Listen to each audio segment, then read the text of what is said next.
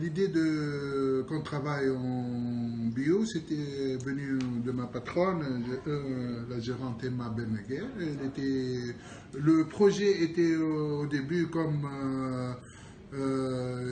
comment dirais-je, ça veut dire comme révolte de tout ce que, parce qu'elle a vu les Tunisiens au début qui consommaient des trucs arbi, dieri, les aliments d'hier de Ola et tout ça. Après, elle les a vus en train de se dévier de ça vers les fast-food et vers une alimentation rapide qui n'est pas saine.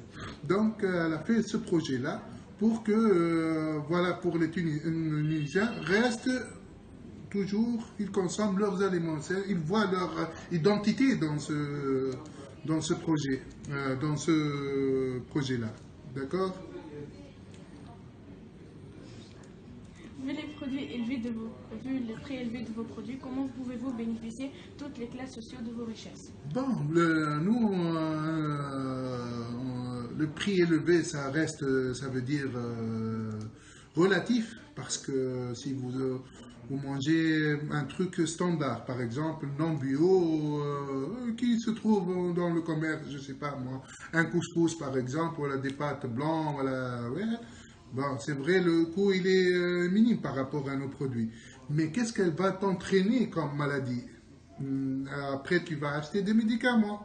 Après, l'autre fait ce cancer, et c'est à cause des pesticides, à cause les maladies cœliaques, à cause de la teneur élevée en gluten dans ces céréales. Et donc, si vous sommez tout ça, vous trouvez que nos produits ne sont pas chers par rapport à cette classe sociale.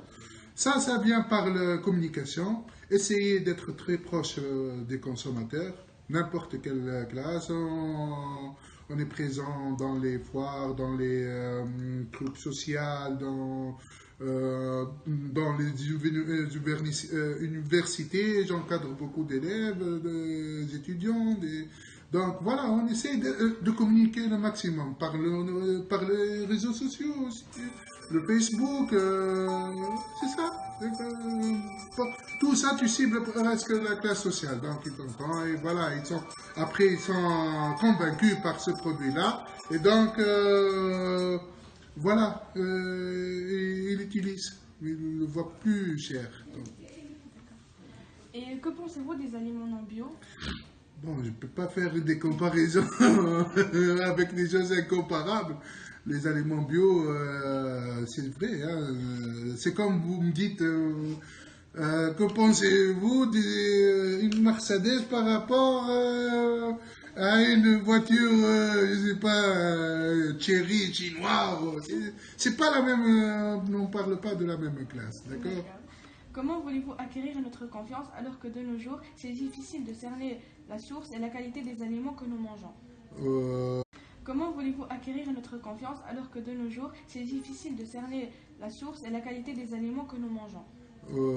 En fait, comme je l'ai dit avant, peut-être le mode bio est est le seul mode qui est, ça veut dire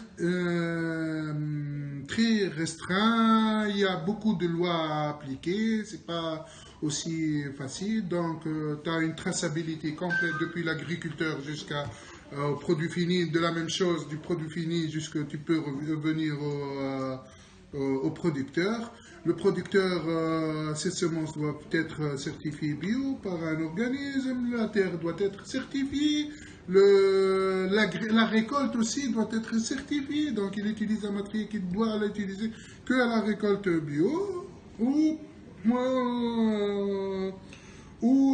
ça veut dire en premier lieu. Après, l'acheteur aussi doit subir le cahier de charge de bio dans tout ce qui concerne le stockage, la transformation de matières premières, pas de conservateurs, pas d'engrais chimiques, pas de... Donc tout ça, ça englobe que le produit, il est de qualité et que voilà, tu as une vision complète. Même on peut aller plus loin, même on peut aller, il y en a des gens par exemple qui même mettent l'image de l'agriculteur dans leur produit fini dans l'emballage, ça veut dire. C'est pour cerner plus de confiance aux consommateurs. D'accord? D'accord.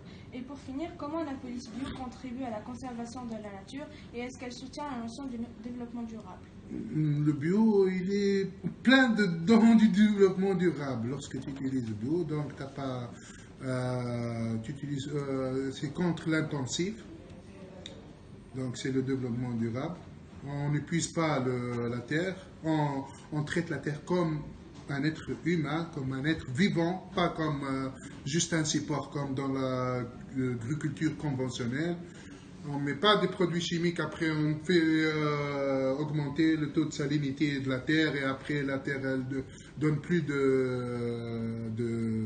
d'aliments. Quoi. Après elle est finie, épuisée. DLC, fini. Alors qu'en mode bio, non, ça veut dire la terre elle est être vivant, on l'enrichit avec le fumier, le compost, donc elle est toujours vivante.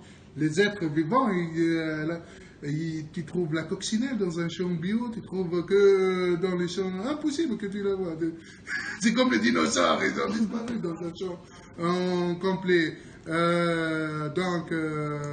Aussi, ça veut dire, pour nous, la police aussi, les déchets ne sont pas jetés. On l'utilise, il y en a un agriculteur, par exemple, qui vient récupérer la paille pour faire d'aliments pour bétail.